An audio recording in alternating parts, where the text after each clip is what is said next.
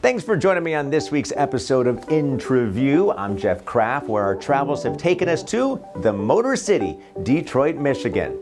Now, almost 10 years ago, Nikolai, the founder of Detroit Dental Labs, he had a vision of bringing the digital age of dentistry to some of the most influential dentists in his hometown. And boy, has he done just that. Now, I'm sure there's a lot more to the story, so let's find out what that is. He's right in here. Nikolai? How you doing? Nice to meet you. Nice to meet you. That must be Joe. Joe, nice to meet you guys. Hey, it's beautiful outside here in Detroit. So let's go outside. Let's find out more about how this got started and how you guys came together. Sound good? All right, come on.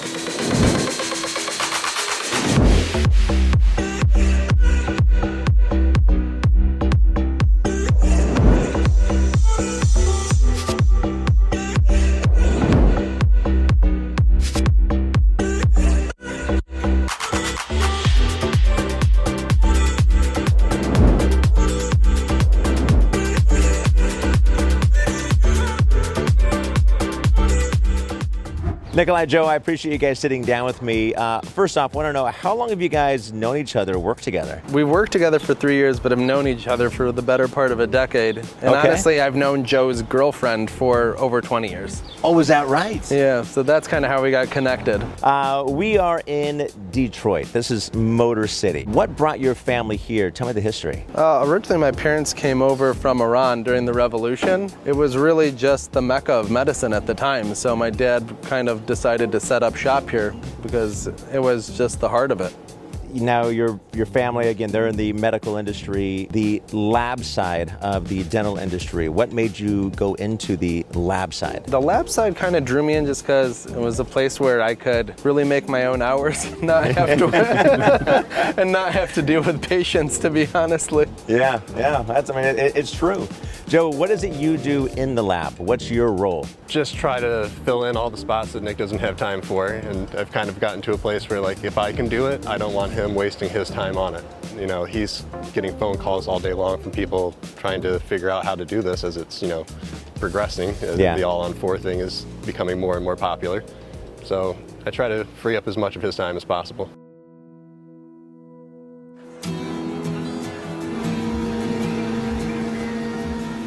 The digital age of dentistry it's fun to say, but it really is a culture. It's a transformation that's taking the industry where it was, where it is, to where it's going. Who knows? It's going so fast. How do you stay on top of this, and whose job is that? Is that really your focus? Do you like that side, or Joe, is that more you? This is this guy all day. I mean, if it just came out, he wants to know everything about it, and I think we've been through 3 brands of zirconia already, because every time something new hits, if it's better, then it's going in the lab. What's it about that digital side technology in general that drives you? Honestly, you just see the efficiency and just things changing so fast that, like, my opinion is, like, if you're kind of doing the same thing you were doing a year ago, like, you're behind. So, like, even with doctors, like, I think doctors, for the most part, like, their job is kind of like holding a drill and going forward with it. I feel like a lot of them rely on the lab side to kind of tell them, like, what is the new thing to do, or what is the new product to get into. Like, most guys don't even really know the difference in restorations. How do you guys stay on the cutting edge of things? Where do you get the CE from? Is it online? Do you YouTube? Are you going to courses? Do you travel around? How does that work? So I do a lot of all-on-4s with doctors in the area, and quite friendly with them. So, like, sometimes they send me new products saying, like, hey, check this out, or let's go to this course. I've been out to California, Arizona, Tijuana, San Diego. Like, I mean, and I travel with them all. So whether it's anything from online, like researching 3D scanners, 3D printers, to like all-on-4 YouTube, all-on-4 courses, like, you just got to take knowledge kind of from everywhere and try to compile it and pick and choose what you think turns out to be a best formula. True abutment. It's been around for a while. There are a lot of doctors heard about true abutment. They necessarily might not have taken the next step in creating that relationship, but you did a long time ago. You've been a part of true abutment for quite a while. Why? What have you seen, and what's that partnership like? What I saw with them was, like, the desire to actually make a good quality product, and I've seen it from their abutments and from having, like, seen other companies' abutments. Like, it's definitely turned out to be, like, a blessing that we've stayed together and kind of grown together, because I will say that the true abutment has turned out to be, like, the most precise abutment that exists on the market.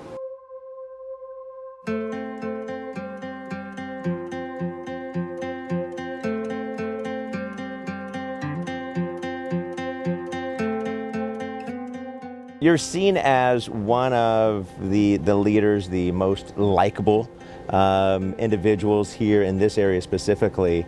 What is your relationship like with doctors? How do you create and, more importantly, maintain those relationships? So for me, a lot of my doctors are actually just like my friends. Like, we go out to dinner, we travel to courses together. I mean, we talk quite regularly. I have a doctor that jokes that, like, just under his wife and his brother is my phone number on his favorite list.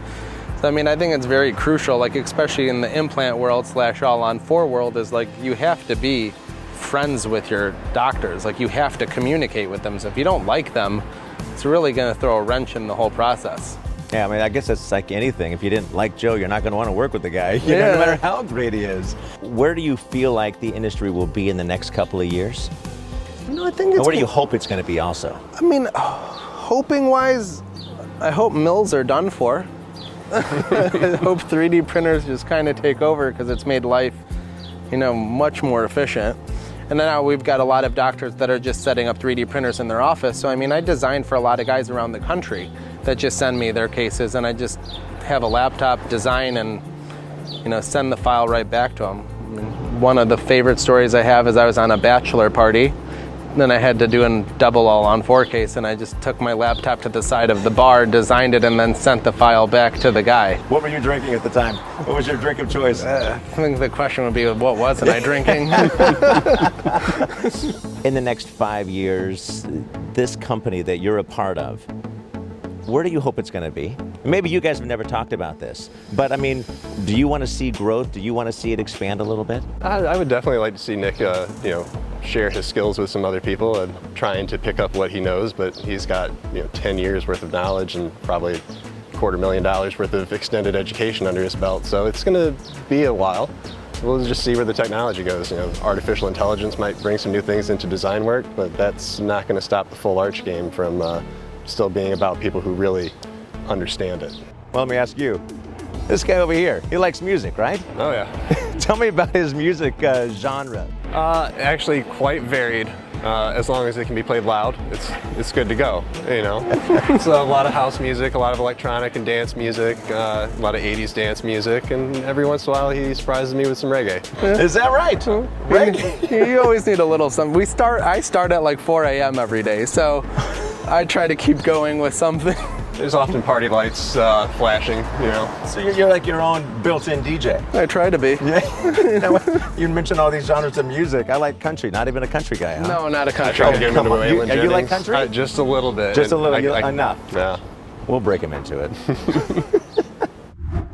All right. I got something for you guys. There's two of you in the office. Let's see how this works out. I want you to open it up, though. This is something from InTRUview. So what better way to release that than with a Theragun? And open it up. Come on, let's open it up. All right, so I think it's already charged up. Look at that. But that feels good, actually. Group photo! Yes, group photo! Guys, 3, 2, 1. Oh, you want Oh yeah, Peter with the glasses. That's a nice shot.